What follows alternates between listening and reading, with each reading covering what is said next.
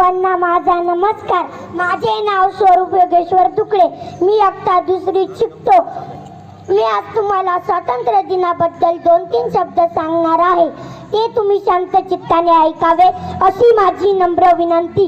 महाराष्ट्राचे आराध्य दैवत छत्रपती शिवराय आणि त्यांना घडवणाऱ्या माँसाहेब जिजाऊ, स्त्री शिक्षणाचे जनक महात्मा फुले, सावित्रीबाई फुले, भारतीय राज्यघटनेचे शिल्पकार महामानव डॉक्टर बाबासाहेब आंबेडकर, देव दगडात नसून देव माणसात आहे असे म्हणणारे संत गाडगे बाबा, संत तुकाराम महाराज, संत ज्ञानेश्वर माऊली, तसेच या भारत मातेच्या स्वातंत्र्य लढ्यासाठी ज्या ज्या महान विभूतींनी आपल्या प्राणाची आहुती दिली अशा सर्व क्रांतिकारकांना माझा मानाचा मुजरा.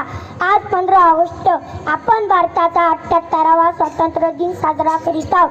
सर्व